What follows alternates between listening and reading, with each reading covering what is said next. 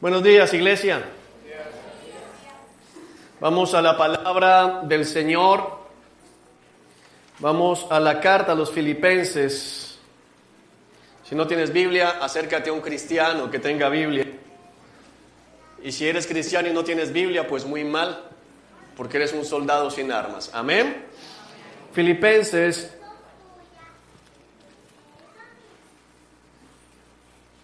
en el capítulo 1.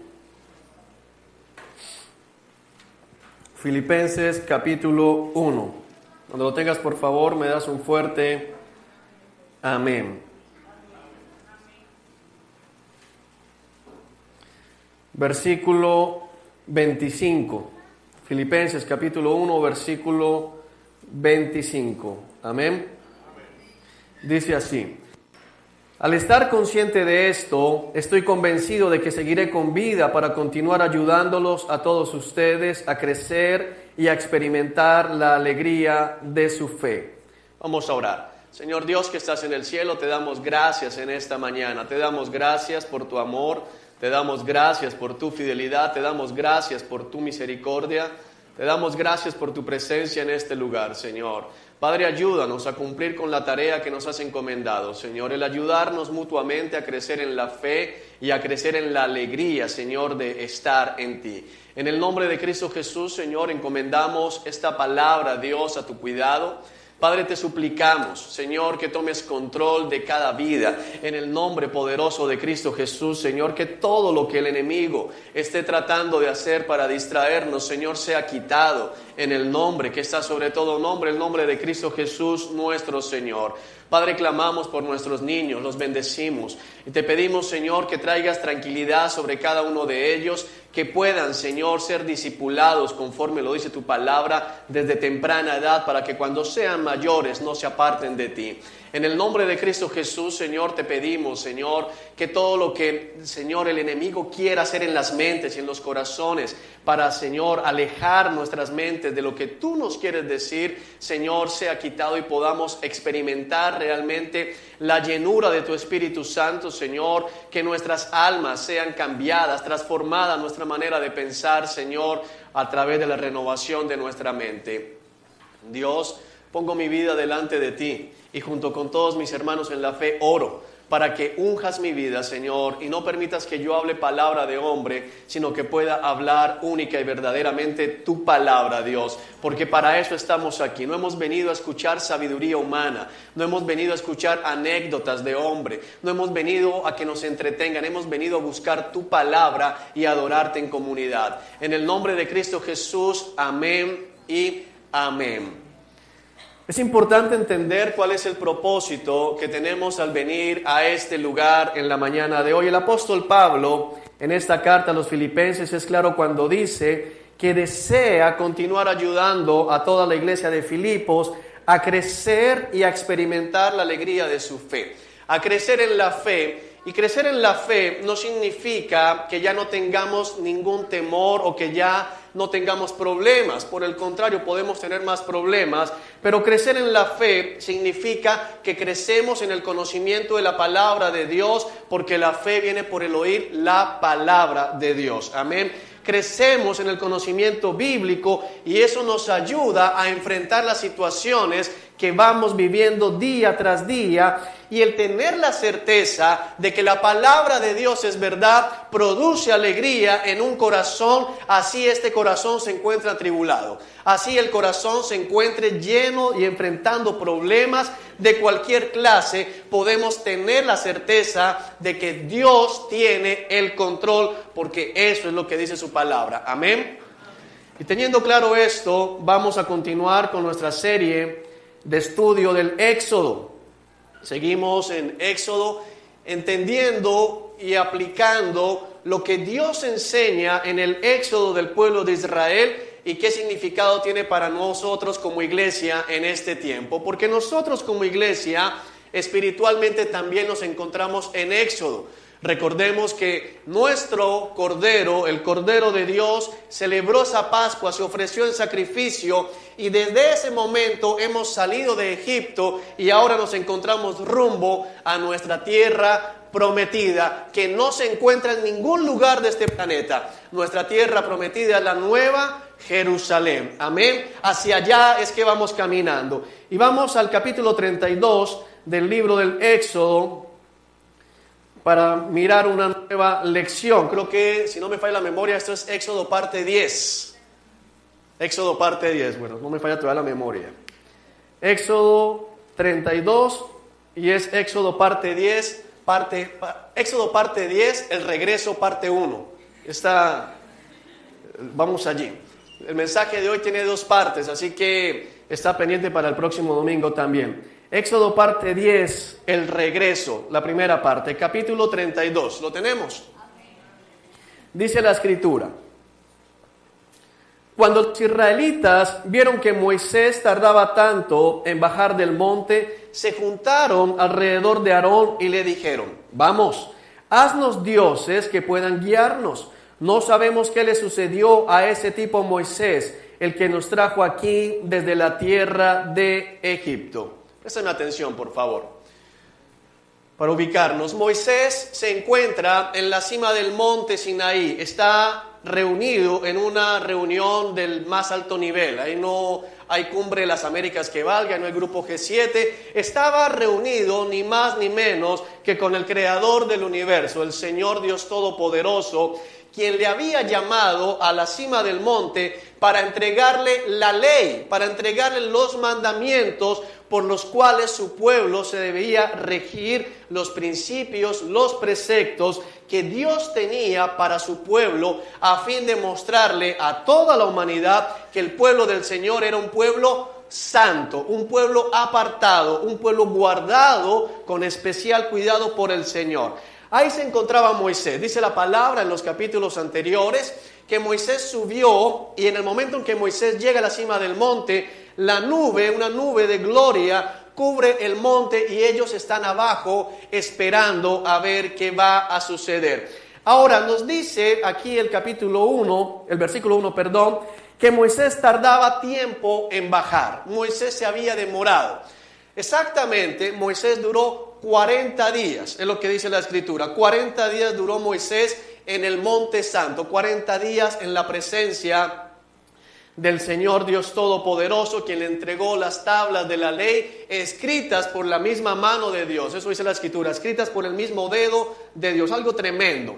Ahora bien, no sé exactamente, y no puedo ser dogmático, acerca de en qué momento el pueblo de Israel dice que ya pasó mucho tiempo. ¿En qué momento el pueblo de Israel dice, oye, ya es demasiado el tiempo que ha pasado Moisés ahí? Y dice, no sabemos qué pudo haberle sucedido a ese tipo Moisés. Quiero que entiendas algo bien importante, porque antes de subir era Moisés el profeta.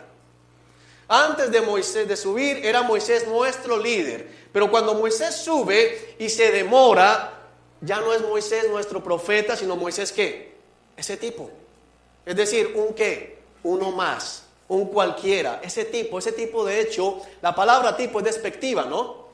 Ese tipo es despectivo. Y así está hablando el pueblo acerca de Moisés. Y como Moisés se tardaba en regresar, en descender, dicen que le dijeron a Aarón, que era el sacerdote ordenado por el Señor, vamos, haznos dioses que puedan guiarnos. No sabemos qué le sucedió a ese tipo Moisés, el que nos trajo aquí desde la tierra de Egipto. Ante una sugerencia de ese tipo, uno esperaría que el sacerdote respondiera, arrepiéntanse impíos, arrepiéntete, deja tu mal proceder, lleva todos esos pensamientos cautivos a la obediencia de la cruz, porque es claro que el Señor es el único que Señor. Quiero que entiendas algo, porque aunque la ley no había llegado, las tablas no habían sido escritas, era claro para el pueblo de Israel que el Señor era el único Dios. Tenían más que pruebas acerca de ello y había sido inscrito en sus corazones. Pero la respuesta de Aarón se parece a la respuesta de muchos pastores y líderes en el día de hoy. Ahí es donde vamos a comenzar a comparar qué es la enseñanza para nosotros como iglesia. Versículo 2. Aarón les respondió, quítenles a sus esposas, hijos e hijas los aretes de oro que llevan en las orejas y tráiganmelos. El pueblo le pide a Aarón que les ayude a pecar. El pueblo le pide a Aarón que les haga dioses, que les fabrique ídolos. Ni siquiera lo dicen en singular, sino dioses, es decir, tienen en el corazón y en la mente lo que vivieron en Egipto, lo que vivieron en el mundo, cuando eran esclavos. Y haznos dioses, como lo tenían también los egipcios, que nos lleven de regreso, que nos guíen en este lugar. Y Aarón, que representa también a los pastores, ¿qué responde? Traigan oro. Quiero que pienses un momento en lo terrible que estamos viviendo como iglesia en esta época, porque ante la situación de pecado en la iglesia, ante el pecado rampante que anda en la iglesia cristiana en el siglo XXI, la única respuesta de los líderes, ¿cuál es? Traigan oro, traigan dinero, traigan sobres, traigan ofrendas. Esa es la única respuesta de un sacerdote que no entiende a quién está representando. Es terrible. Hoy estamos viviendo exactamente lo mismo. El pastor, el sacerdote, dice la palabra en Malaquías, el sacerdote está llamado a enseñar al pueblo a diferenciar entre lo bueno y lo malo, entre lo santo y lo profano. Pero este sacerdote, Aarón, no lo hace. Y le pide al pueblo oro. ¿Para qué oro? ¿De qué sirve el oro? Dice la palabra en el día de la angustia. Amén. Y dile al que está a tu lado, vendrá el día de la angustia. Habrá un día de la angustia. Tenemos que tener claro eso, porque habrá un día de la angustia, y el día de la angustia que dice la palabra es el día del Señor. El día del regreso del Señor Dios Todopoderoso será el día de la angustia para mucha gente que confió en el dinero. Para mucha gente que confió en su talento, para mucha gente que confió en sus habilidades, para mucha gente que puso su confianza y su esperanza en las cosas de este mundo. Vendrá el día de la angustia, vendrá el día en que tendremos que rendir cuentas. Te quiero decir lo que dice la Escritura: en ese día el dinero no sirve absolutamente para nada. Si bien es claro y cierto que necesitamos dinero en estos momentos, ¿o no? Tenemos que pagar un arriendo, tenemos que pagar servicios, tenemos que pagar libros, bueno, todo lo que gastamos en las casas.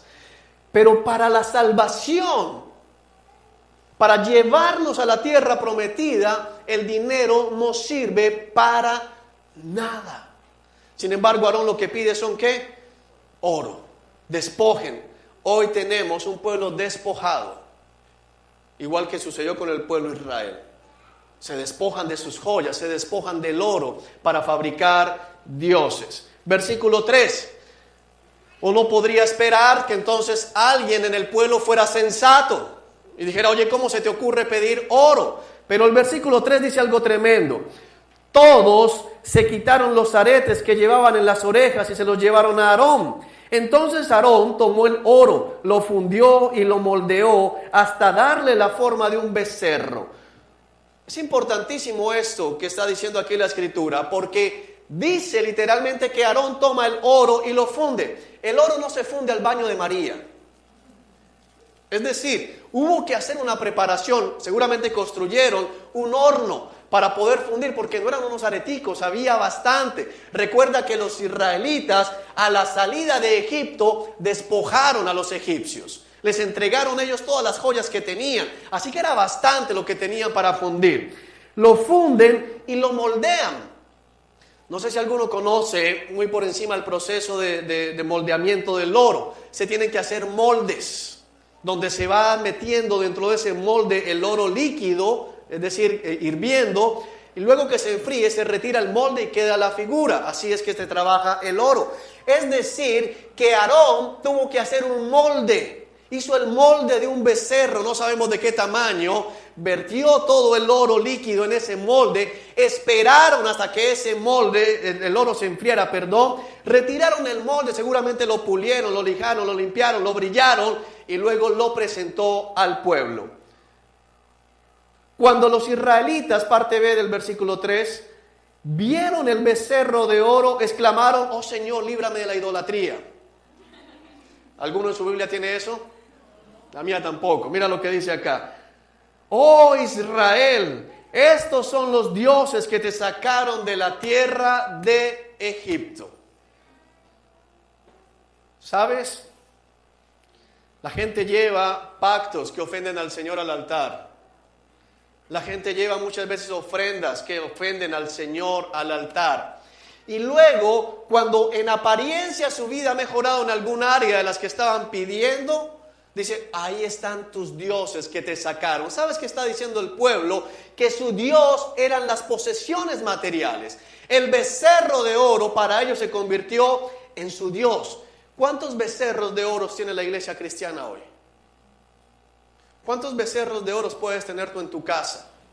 El becerro de oro puede ser cualquier cosa, desde una joya, un pastor. Para muchos el pastor de la iglesia, el pastor terrenal, es su becerro de oro, es intocable. Déjame recordarte que los hombres no somos intocables. Amén. El único intocable es el Señor Dios Todopoderoso.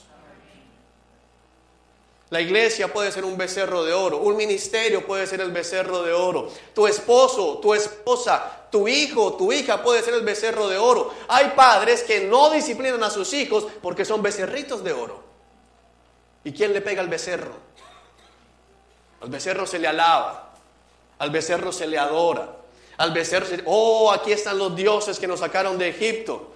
Cuando crezca ese becerro, hablamos. Eso es para los papás. No, pero esa criaturita, déjalo que crezca. Déjala que crezca y hablamos. ¿De acuerdo? El becerro puede ser cualquier cosa. Para muchos el internet, Facebook, Instagram, el celular, son sus becerros. Especialmente muchos, aquí hay algún joven que les quiten la comida, pero quítales el celular. Mejor dicho, se armó la tercera guerra mundial. El estudio, la profesión, el trabajo, la empresa, pueden ser muchas cosas las que consideremos becerros en este tiempo. Y el que está a tu lado, destruye tu becerro.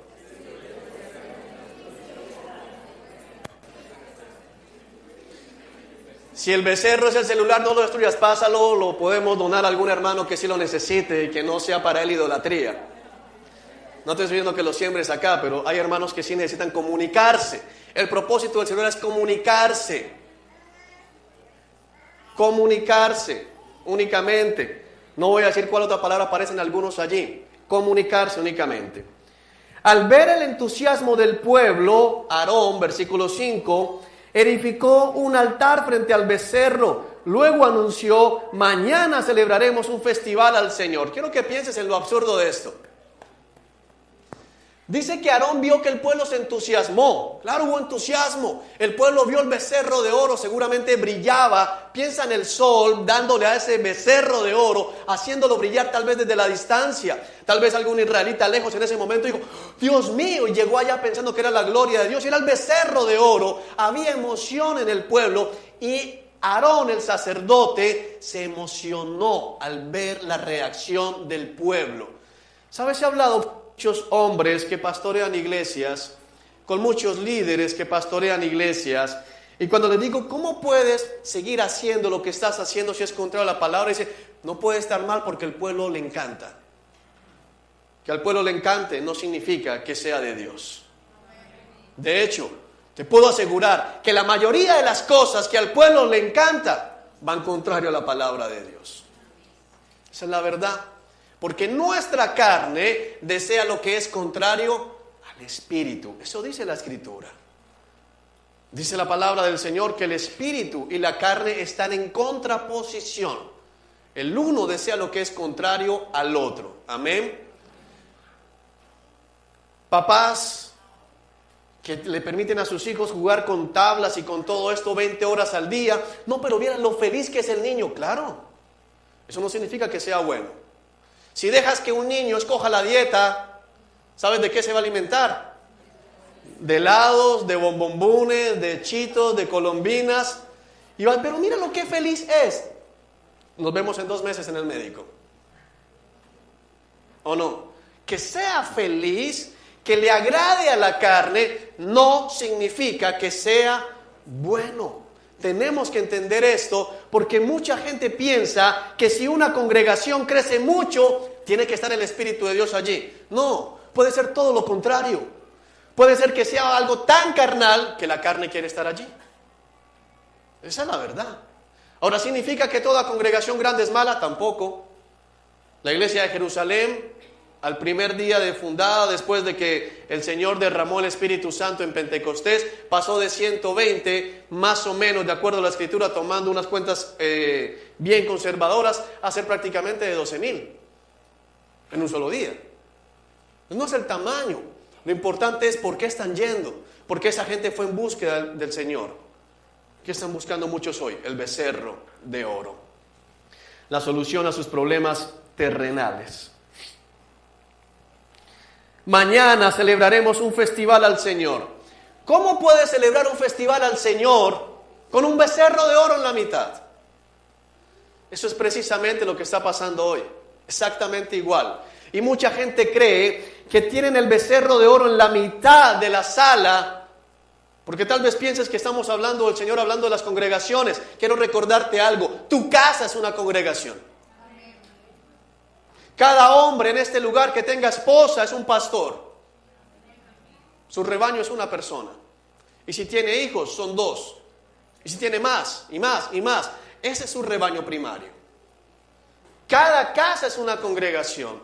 Ahora no puedes tener el becerro de oro en la sala y sin embargo decir, vamos a celebrar un festival al Señor. El hecho de que en una casa se use la palabra Jesús, el hecho de que en una congregación se canten canciones con el nombre de Jesús, el hecho de que la persona que está al frente tenga una Biblia, no significa que sea algo agradable a Dios. El hecho de que en muchas casas tengan letreros que dicen, esta casa pertenece al Señor. Yo recuerdo haber entrado a muchos lugares horribles al Señor que tenían, este negocio es próspero porque mi socio es Dios. ¿Tú crees que Dios es socio de una taberna?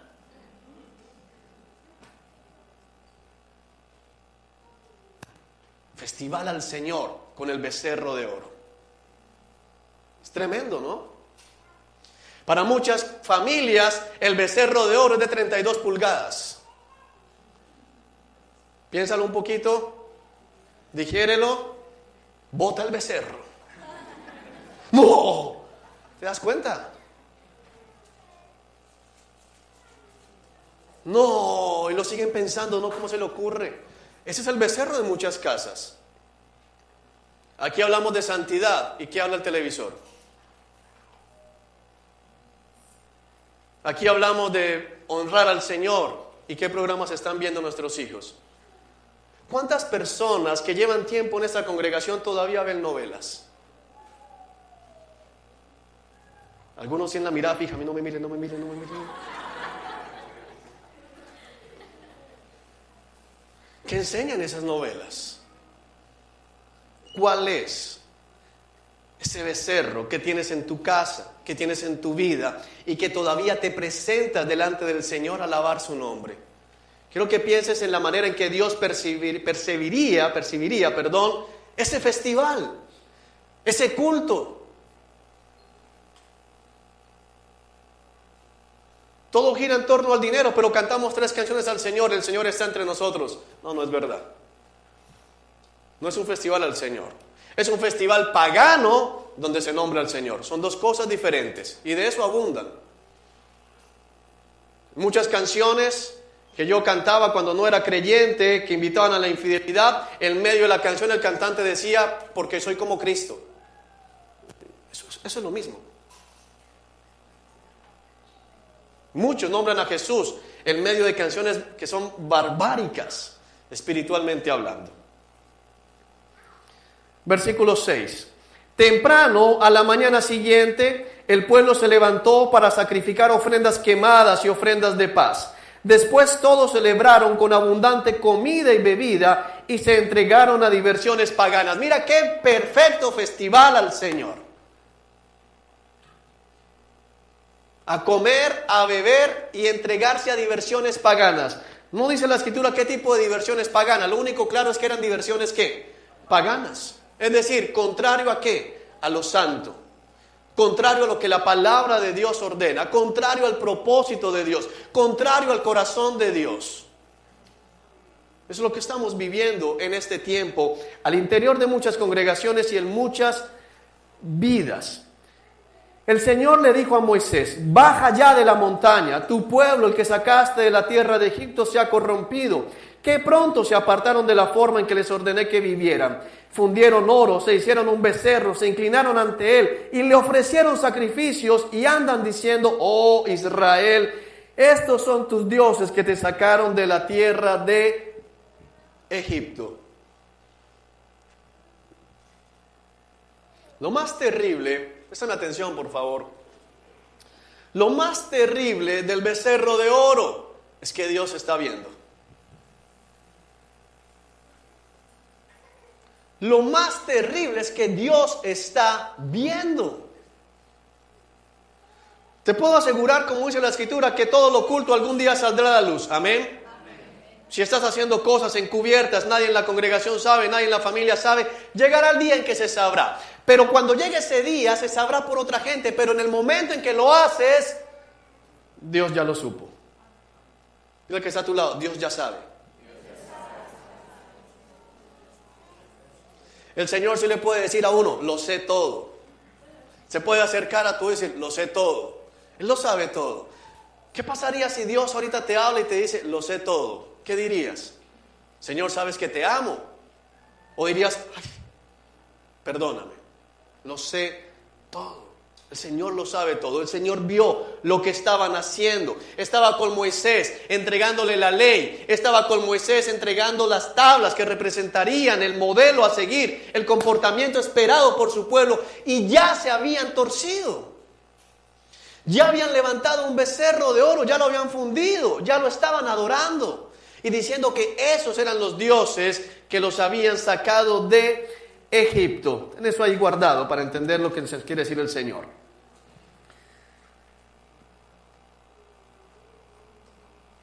Versículo 15, perdón. Enseguida Moisés se dio la vuelta y descendió del monte. Llevaba en sus manos las 2 tablas de piedra grabadas con las condiciones del pacto. Estaban escritas a ambos lados, por delante y por detrás. Estas tablas eran obras de Dios. Cada palabra estaba escrita por Dios mismo. Cuando Josué oyó el alboroto del pueblo que gritaba desde abajo, exclamó a Moisés: parece que hay guerra en el campamento. Pero Moisés respondió: no son gritos de victoria ni lamentos de derrota. Oigo sonidos de celebración. Seguían en fiesta, seguían emparrandados. Eso es lo que está pasando acá. Versículo 19. Cuando se acercaron al campamento, Moisés vio el becerro y las danzas y ardió de enojo. Sabes, muchas de las danzas que practican en muchos lugares los domingos están lejos de ser agradables al Señor. Son danzas sensuales. Son danzas que exaltan el cuerpo. Son danzas que exaltan los atributos de aquel que está danzando y que terminan haciendo nada diferente a recrear la carne. Varias consejerías he atendido de jóvenes que dicen: es terrible, yo como que no sirvo para ser cristiano porque en cada alabanza salgo excitado. Claro, si son un poco de transparencias, si es un poco de licras pegadas y levantan las piernas y se hacen, es terrible. Pero en el fondo está Jesús. Es lo mismo. Festivales al Señor en medio del becerro de oro.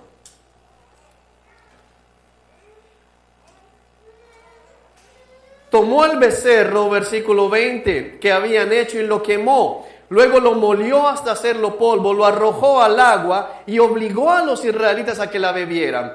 Por último se dirigió a Aarón y le preguntó: ¿qué te hizo este pueblo para que lo llevaras a caer en un pecado tan grande? Mira la respuesta en el versículo 22, es tremenda. Uno esperaría que por lo menos sacerdote, el pastor, dijera: bueno, la verdad es que no supe qué hacer y llevé al pueblo a la idolatría. Pero mira lo que dice el versículo 22. No te disgustes tanto. ¿Sabes qué es lo que está diciendo acá? Si lo ponemos, lo parafraseamos, ya no es para tanto. Es terrible. A veces me encuentro con hombres que han sido adúlteros y: oye, ¿le fuiste infiel a tu esposa? Sí, pero o sea, tampoco, o sea, fue una vez. Fue con una sola. trabajando, he encontrado gente robando en la empresa. Le digo, oye, robaste. Ay, pero 10,000 pesos. ¿Qué es lo que pasa? Minimizamos el pecado. Oye, andas robando agua, tienes conectado un contador adulterado ahí. Ay, pero ¿qué es 1 metro de agua al mes? Estás robando. No minimices el pecado, porque esta fue la respuesta de Aarón. Ay, no te disgustes tanto, o sea, Aarón, tú eres Moisés. Lo que pasa es que como ya tienes las tablas en la mano, te volviste legalista. Porque todo aquel que hoy habla de santidad es legalista. Y poca gente que dice legalismo sabe qué es legalismo en realidad. A veces me he preguntado con gente que yo tengo fama, ustedes lo saben, en algunos círculos eclesiales yo soy un pastor libertino, porque predico en jean. Yo soy libertino en jean. Recuerdo una vez que fue una persona a la iglesia y tenía una camiseta negra también. Y le entró y dijo, es del diablo, tiene una camiseta negra, es oscuro. Soy libertino. Mi esposa usa jeans, somos libertinos. Mi hija usa jeans, es una libertinita. Pero en otros círculos eclesiales soy considerado legalista. Y le he preguntado a algunas personas, ¿por qué dices que soy legalista? ¿Qué es legalista?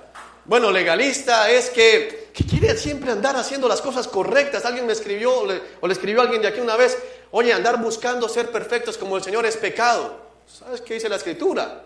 Sean perfectos, como su Padre es ¿qué? Perfectos. Sean santos, como yo soy ¿qué? Santos. El legalismo es tratar de conseguir la salvación a través de ¿qué? De las obras de la ley. Eso es diferente.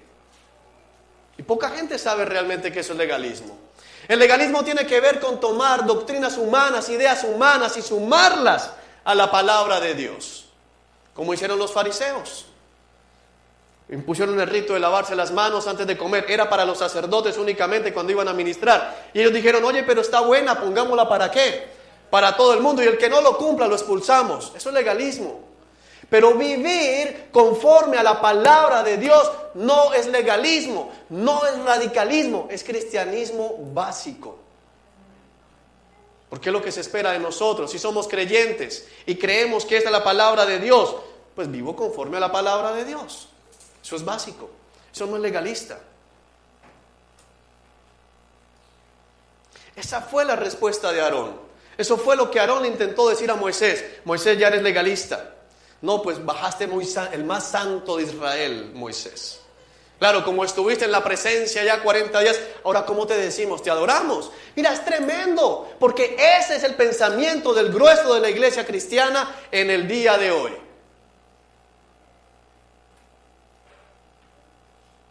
Es terrible el pensar que podemos simplemente pasar al frente, a hacer una profesión de fe y decir, Cristo es el Señor, le recibo en mi corazón y ya soy salvo. Eso es mentira.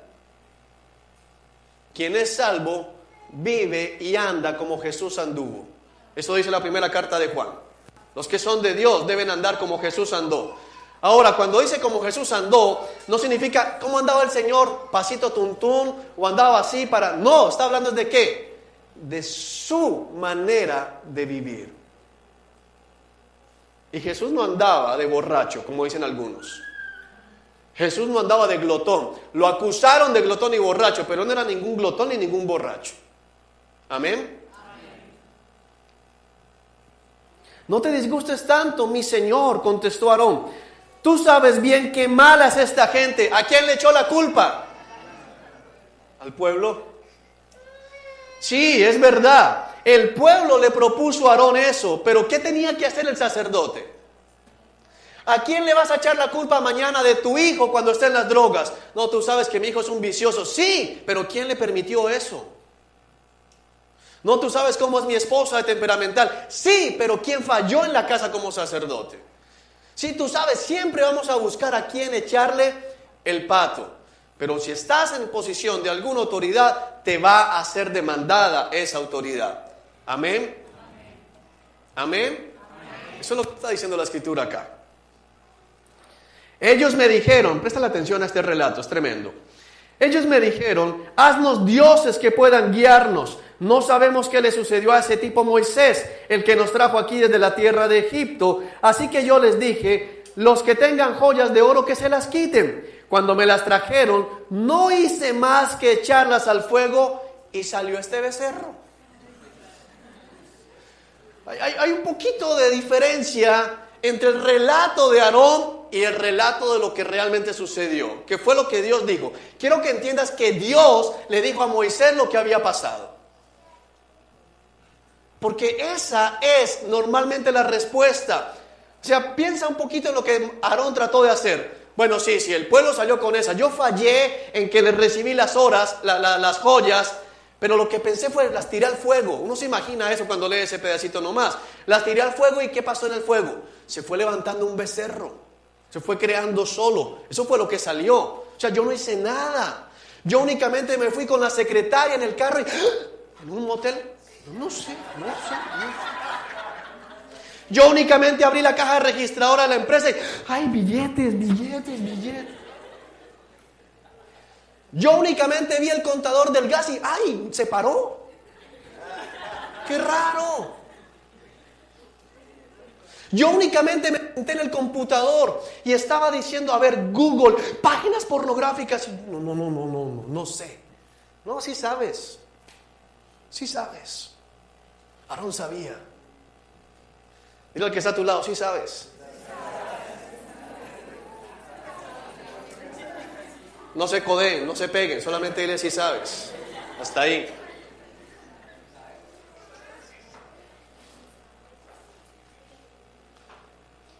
No sé, yo una pequeña discusión con mi esposa y ya entonces soy un mal marido.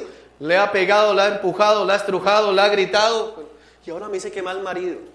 No, sí sabes. Nunca disciplinaste a tu hijo, nunca lo corregiste. Ahora te pega, ahora te insulta. No sé, de un momento a otro cambió. No cambió, es el mismo. Lo que pasa es que antes era chiquitico y no te alcanzaba la cara. Antes las pataditas no dolían. Es terrible.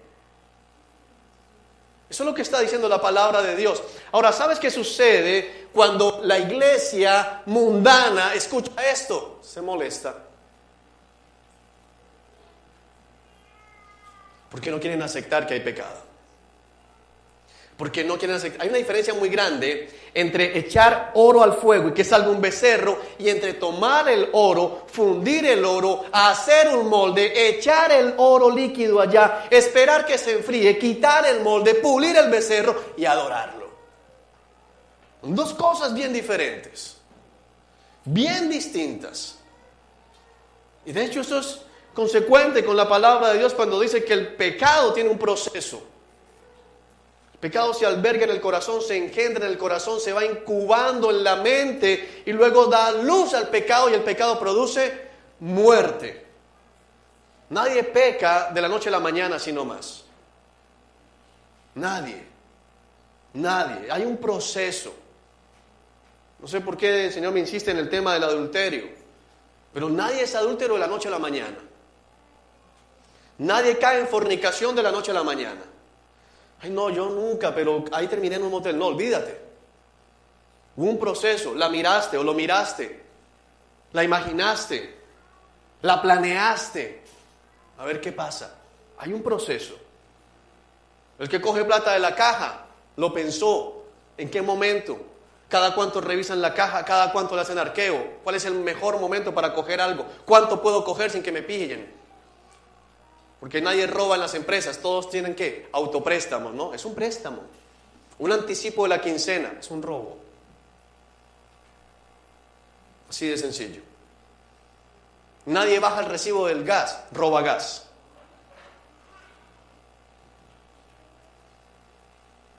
No, yo no, sí, eso dice la palabra.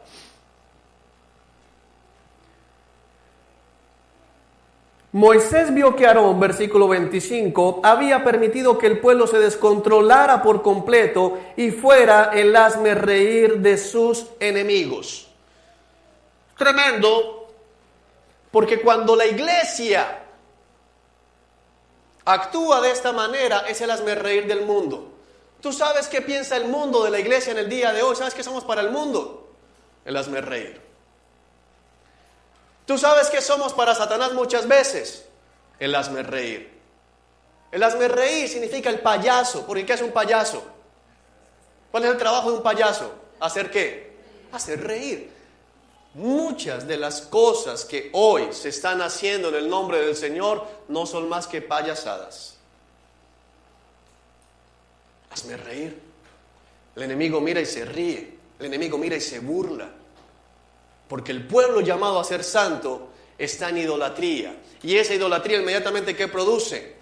Vidas desenfrenadas, entregados a comer, entregados a beber, entregados al desenfreno.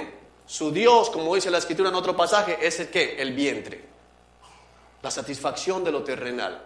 No les interesa nada más. Versículo 26. Así que se paró a la entrada del campamento y gritó: todos los que estén de parte del Señor, vengan aquí y únanse a mí. Y todos los levitas se juntaron alrededor de él. Hay una cosa importantísima, es que cuando Moisés se para a la entrada del campamento y grita: todos los que estén de parte del Señor, vengan aquí a mi lado, uno esperaría que un pueblo que supuestamente estuvo celebrando festival al Señor, ¿qué hiciera? Yo estoy también allí. Pero cuando llega el momento de la verdad, cuando llega el momento de tomar partido por Cristo, solo los verdaderos cristianos se pararán a un lado. Cuando llega el momento de dar la vida por Cristo, te puedo asegurar que mucha de la gente que profesa ser cristiana dirá: Cristo, ¿cuál Cristo? ¿Cuál Cristo? Los levitas se pararon y rodearon a Moisés en ese momento. Versículo 27, Moisés les dijo: esto dice el Señor Dios de Israel: cada uno de ustedes tome su espada, recorra el campamento de un extremo al otro, maten a todos, incluso a sus hermanos, amigos y vecinos. Entonces los levitas obedecieron la orden de Moisés y ese día murieron unas 3,000 personas.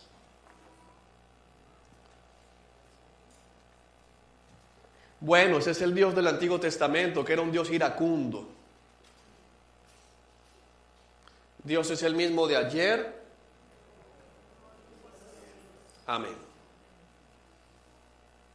¿Significa eso que pasen allí y recojan sus espadas y vamos por la ciudad recorriendo? No. Significa que Dios cortará y enviará al infierno a todos aquellos que han utilizado mal su nombre.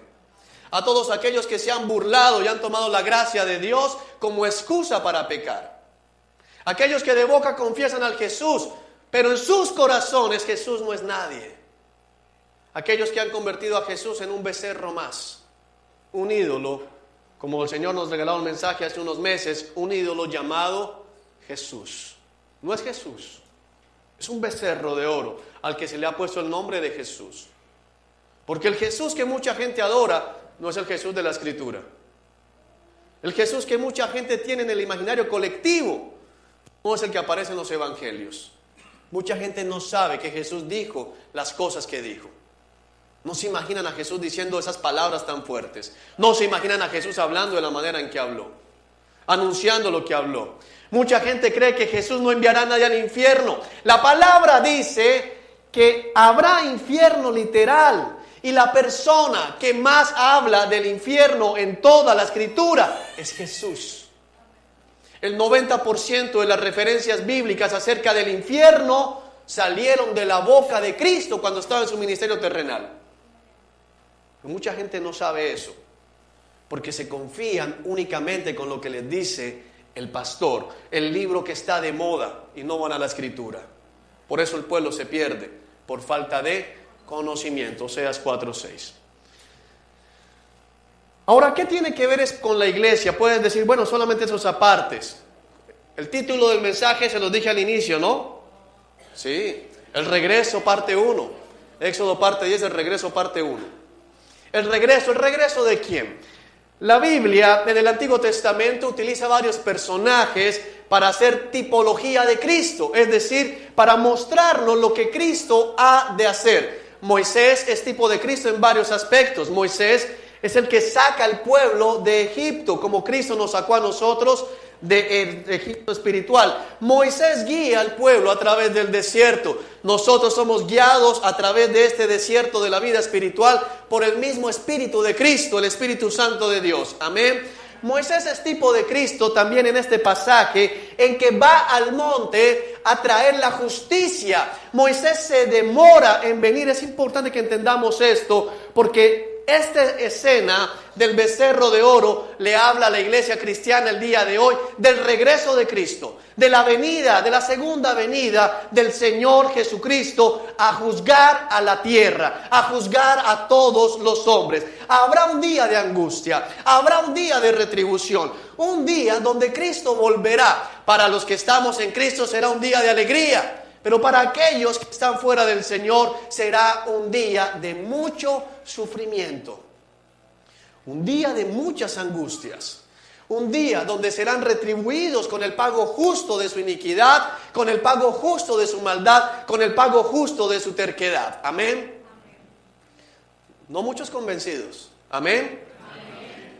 La noticia que tú y yo estamos esperando escuchar es que Cristo ya regresó. Ahora, cuando digo escuchar, me refiero a que escuches la trompeta y te vayas, porque si la escuchaste de boca de otro, malas noticias, te quedaste. El Señor vendrá con sus millares de santos, o sea, contigo y conmigo. Amén. Con los que esperamos y anhelamos la venida del Señor, con los que creemos en su santo nombre, los que confiamos en su sacrificio expiatorio, los que creemos para salvación por fe, porque la salvación es ¿por qué? Por creer, no es por obras. Amén. Las obras son el fruto, la señal de que hemos creído, porque la fe sin obras, así como el cuerpo sin espíritu está muerto, la fe sin obras está muerta. Si no hay santidad, no ha habido fe. Amén. ¿Cómo es el regreso de Cristo y qué pasa en el regreso de Cristo?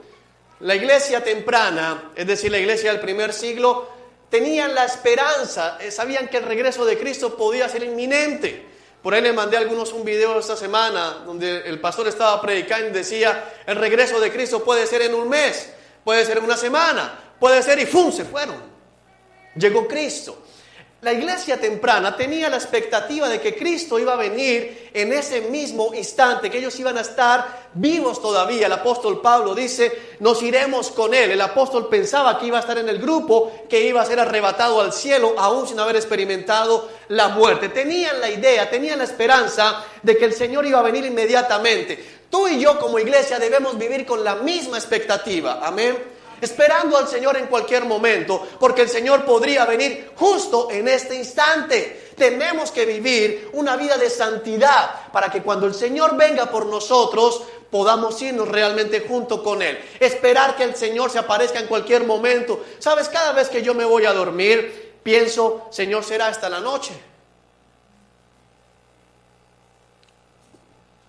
¿Será que ya no abro más los ojos terrenales, sino que cuando vuelvo a abrir los ojos estoy en las nubes junto contigo?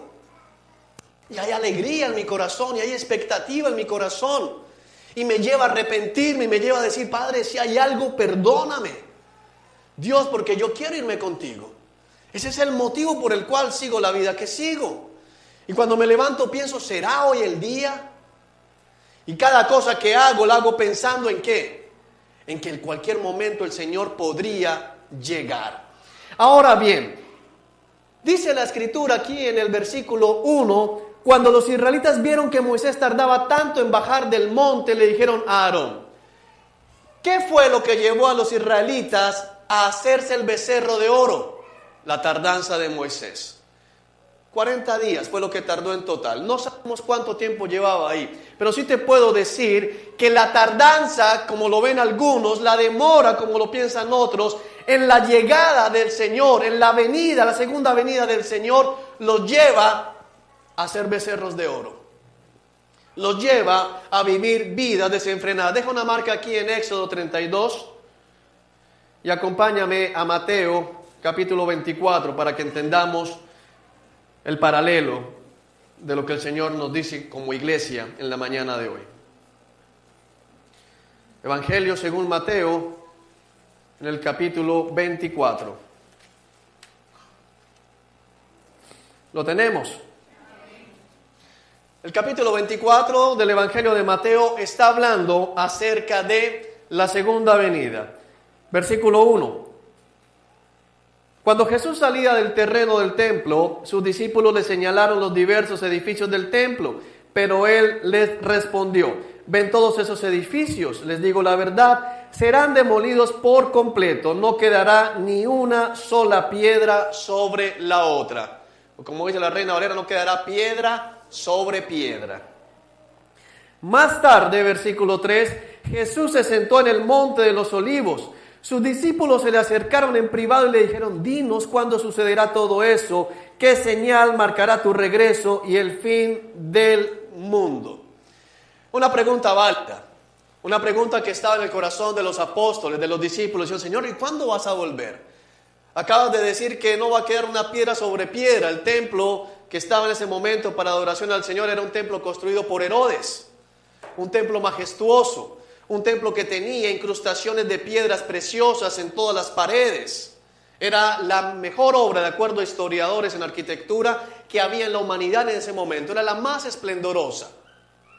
Un templo que realmente se convirtió, fue en orgullo para los israelitas, más que en alabanza para el Señor. Y Dios dice: no va a quedar piedra sobre piedra. Y ellos preguntan: ¿cuándo vas a volver? ¿Cuál será la señal de tu regreso? O comenzaron a entender que eso se iba a acabar, pero pensaban que rápidamente iba a ser restituido el reino a Israel.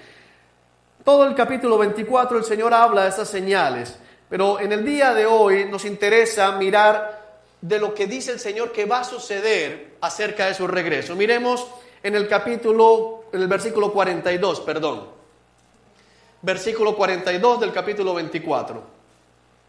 Lo tenemos.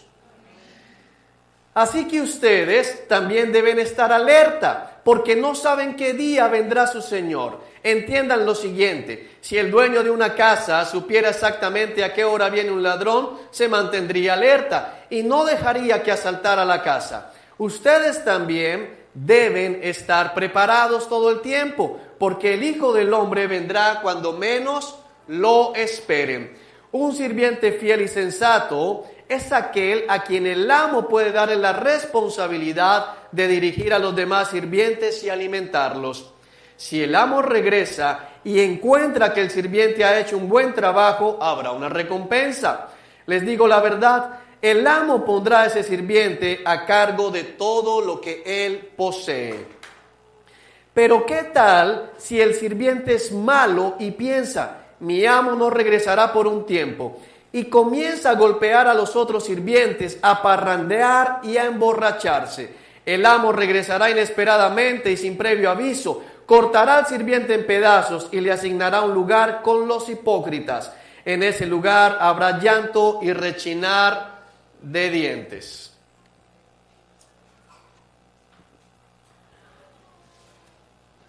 Si comparamos esta parábola que el Señor le dio a los discípulos y nos la dejó a nosotros acerca del momento de su regreso, con lo que sucedió allá en Éxodo con el becerro de oro, tenemos la misma escena. Cuando Moisés sube al monte, te puedo asegurar, de acuerdo a lo que dicen las Escrituras, que había expectativa en el pueblo. La gente se quedó mirando al monte, vieron la figura de Moisés que iba subiendo con Josué. Josué se queda hasta cierto punto, ven que sigue subiendo Moisés y luego se les pierde de la vista porque una nube cubre la cima del monte. Cuando Jesús, de acuerdo al relato, es llevado al cielo, la ascensión del Señor al cielo, la vista de los discípulos estaba fija ¿en quién? En el Señor. Y lo van viendo cómo va subiendo hasta que una nube ¿qué? Lo cubre y se les pierde de vista. La vida temprana de esos discípulos estaba en la expectativa. Constantemente, no te distraigas, miraban al cielo esperando ver ¿qué? El regreso del Señor. Porque dice la Escritura que de la misma manera en que fue llevado al cielo, vino un ángel y les dijo: así será ¿qué? Su regreso en una nube. Y el Señor en Mateo 24 les dice que la venida del Señor la van a ver todos. Desde donde sale el sol hasta donde se pone lo van a ver. Todo el mundo, de oriente a occidente. Dice, como el relámpago alumbra en un lugar, pero se ve al otro lado, así será la venida del Hijo del Hombre. Es decir que te puedo mostrar cómo los discípulos día tras día miraban al cielo. No sé si alguna vez has hecho el ejercicio. Si no lo has hecho, te invito a que lo hagas y te invito a que ores porque tienes problemas. Al cielo no, ay mira la nube tiene forma de osito panda, sino mirando, Señor, en qué momento se va a abrir el cielo y voy a ver al caballo que va a venir, voy a ver al Señor con sus millares de ángeles venir a recoger la iglesia. Amén. Amén. Había expectativa, se quedaron ahí seguramente. Tal vez, bueno, llegó, se acabó el primer día. Montemos guardia, montemos turnos, porque Moisés viene con un mensaje de parte del Señor. Moisés viene con la ley del Señor. Había expectativa en el pueblo.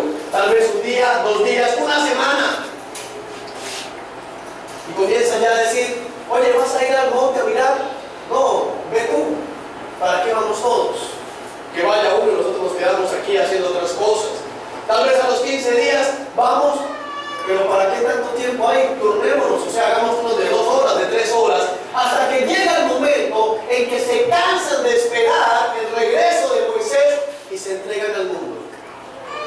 Eso es lo que le pasa a muchos cristianos. Eso es lo que le está pasando a la iglesia. La iglesia piensa que Cristo se demora demasiado en volver. Hay muchos burladores dentro de la iglesia, lo dice la carta del apóstol Pedro, dice, ¿dónde está lo del día de su venida? Días han pasado y todo sigue igual desde el principio. Es mentira, no va a venir. Otros dicen, ya vino y se lo perdieron. Pero no hay nada que haga más daño a la iglesia que el perder la expectativa del regreso del Señor de forma inminente. El Señor dice esto, dice, dirá el ángel siervo malo, mi amo se tarda en volver. Y entonces comenzará a golpear a sus otros consiervos y se dedicará ¿a qué? A emborracharse y a parrandear. Exactamente lo mismo que hizo el pueblo de Israel. Hay muchas personas que se cansan del cristianismo. Muchas personas que cuando llegan por primera vez a la iglesia están con la expectativa de irse con el Señor. Escuchan que Cristo fue a la cruz, pagó por nuestros pecados y se alegran con eso. Escuchan que el Señor fue al cielo para sentarse a la derecha del Padre, a prepararnos morada celestial y se alegran con eso.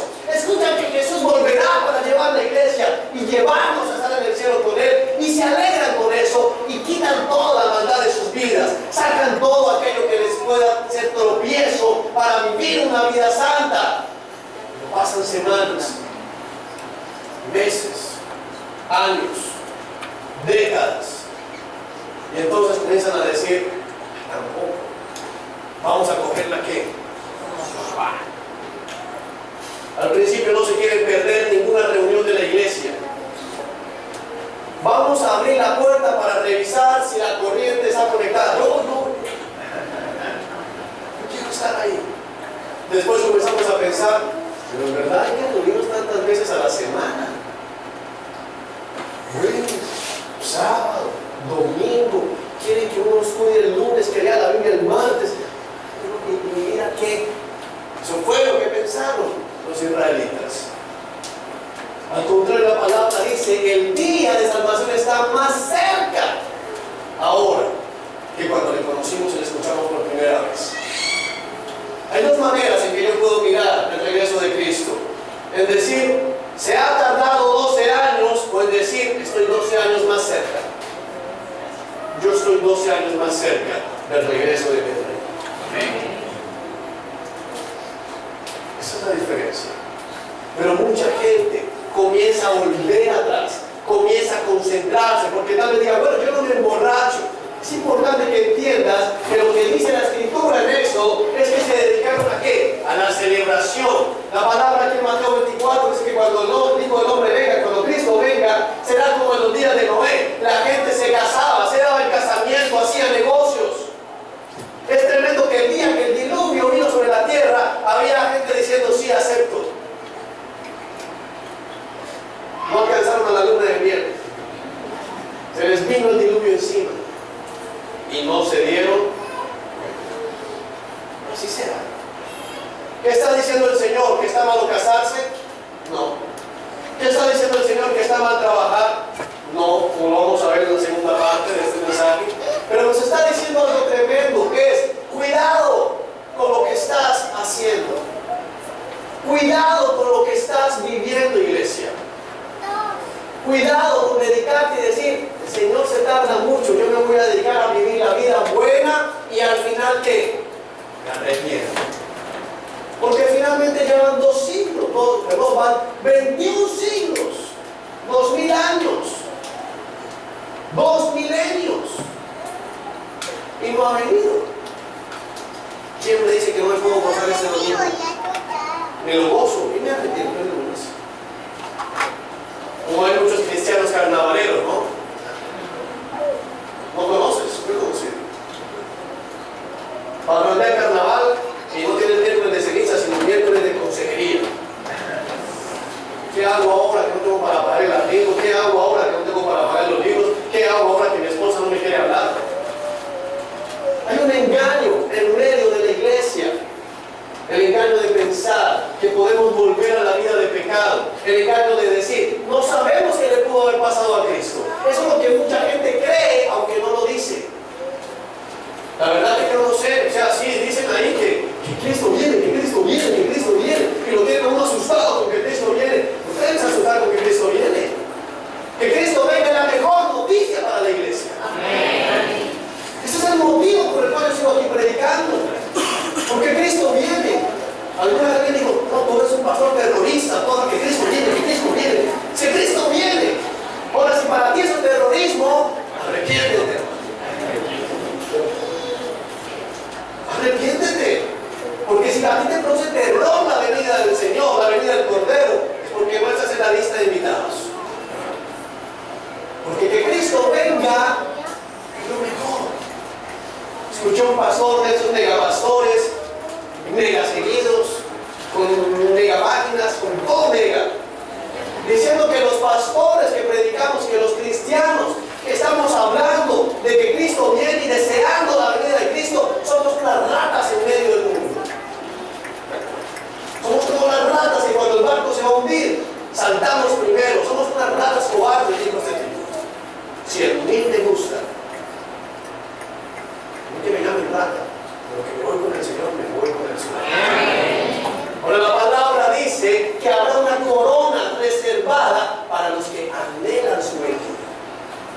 La única razón por la que una persona no puede desear, como lo dijo él literalmente, yo no quiero que Cristo venga todavía. Eso es un exabrupto. Ahora, lógicamente tiene que haber un pecado tan grande detrás que sabe que cuando Cristo venga no le espera nada bueno.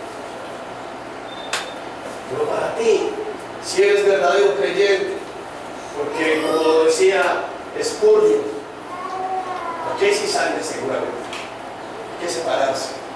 El trigo de la cizaña, hay que separarse. Que hay mezclados. Me aseguro. No todo el que está aquí sentado, aunque somos una congregación pequeña, es creyente. Pero si tú eres verdadero creyente, cada vez que escuches hablar de la venida de Cristo, para ti debe haber que hay una esperanza. La Biblia define la venida de Cristo como la esperanza bienaventurada del creyente. No es un día de juicio, es un día de ¿qué? De bendición. Amén. Es un día de gozo, es un día de recompensa. Dice el Señor aquí en Mateo 24, si encuentra al siervo haciendo lo bueno, les aseguro que lo va a ¿qué? A recompensar. La Biblia dice que hay recompensa para los creyentes. Aunque suframos en este mundo, aunque padezcamos en este mundo, aunque seamos pobres en este mundo, tenemos tesoro celestial. Seremos recompensados cuando el Cordero venga. Estaremos en su presencia. No hay nada mejor que eso, iglesia. No hay nada mejor. Pero muchos están en este momento comenzando a decir: ¿y a quién le llevo las joyas? ¿A quién le entrego los aretes? ¿Dónde me encuentro a alguien que me haga un becerro que me pueda llevar y que me pueda guiar? No se necesita dinero. Si bien es cierto que la palabra establece que debemos diezmar y que debemos ofrendar, es hasta ahí. No dice la palabra que debemos pactar. No dice la palabra que debemos sellar la palabra, como escucha mucha gente. Decir al abuelo, ¿quién quiere irse con el Señor? Venga y selle la palabra aquí. La palabra fue sellada con la sangre del Cordero. No se necesita nada más. Pero muchos siguen concentrados en decir: Cristo se ha tardado demasiado. He escuchado gente decir: oye, Ya llevo 3 años en que no he vuelto a mirar pornografía. O sea, nada que viene. 4 años en que no le he vuelto a pegar a mi mujer y nada que viene. 5 años aquí haciéndole caso a mis papás. Me perdí la adolescencia. Me perdí el concierto de Mar Anthony y nada que viene. Habían creyentes queriendo ir. Y nada que viene.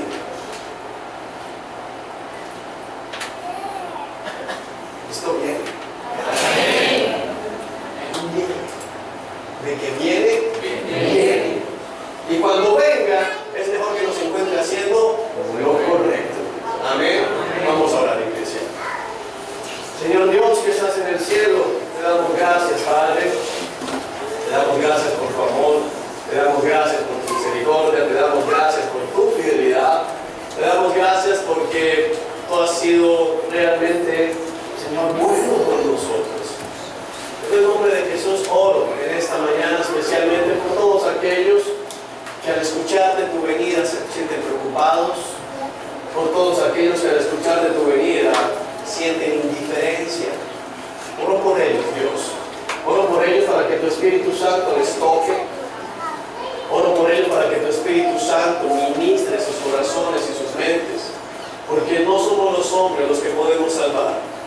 Porque no, Señor, es la labor de un hombre, Padre, cambiar un corazón. Es algo que solamente puede hacer tu Espíritu Santo. Por eso en el nombre de Jesús hoy oro por todos aquellos que han estado en este sermón, Señor, que lo han escuchado, pero que siguen todavía por fuera de la lista. Quiero invitar realmente, no suelo hacerlo, y yo el tiempo acá lo saben, a que toda persona que en este momento haya supuesto, al escuchar hablar del regreso de Cristo, de la venida de Cristo, no sienta en su corazón, se dé cuenta que en su corazón no hubo esa emoción, esa tranquilidad y ese gozo por saber que Cristo viene. A que toda persona que al escucharte esto siente temor. Toda persona que le ha parecido un comentario más, un mensaje más, quiero invitarte a que levantes ahí donde estás tu mano para que oremos por ti. Si lo sientes, levanta tu mano en este momento. ¿Qué importa lo que pueda pensar la persona que está a tu lado? De hecho, nadie tiene que estar mirando al lado en este momento. ¿Qué importa lo que puedan decir otros? Yo sé que hay gente aquí así. Si ese es tu caso, levanta tu mano y comienza a pedirle al Espíritu Santo de Dios que te cambie. Comienza a pedir al Espíritu Santo de Dios que te transforme. Comienza a pedir al Espíritu Santo de Dios que haga obra en tu vida. Y no seas de dura cerviz. Porque si oyes hoy su voz, no debes endurecer el corazón. Guarda tu mano aquí donde estás. Dile, Señor, ayúdame. El Señor cambia. Señor, ten misericordia. He venido, Señor, sin ninguna pretensión. No tengo nada para ofrecer. No tengo nada para darte, Señor. Te entrego mi vida. Te entrego todo lo que soy. Porque tu amor es grande. Porque tú diste tu vida en la cruz del Calvario para reconciliarnos contigo mismo. Que Cristo es la imagen visible del Dios invisible. Es el Creador, por medio de Él todas las cosas fueron creadas, las cosas que vemos y las cosas invisibles.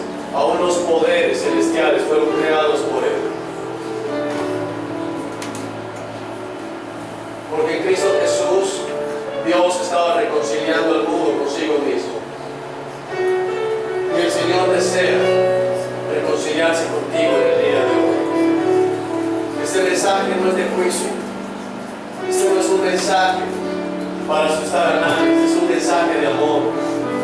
Este es un mensaje de un Dios que ama, de un Dios que desea perdonar, de un Dios que desea cambiar tu vida. No de un Dios que promete dinero, porque tal vez nunca lo vayas a tener. No de un Dios que promete sanidad porque tal vez sigas enfermo o enfermo, pero de un Dios que te dice: siempre estaré contigo, jamás te abandonaré. De un Dios que desea abrazarte, de un Dios que conoce tu corazón, de un Dios que ha visto tus lágrimas, de un Dios que desea que seas salvado del juicio que se avecina. Un Dios que ama, un Dios bueno, misericordioso, lento para la ira, grande en amor. Señor, eres todopoderoso, Señor de los ejércitos.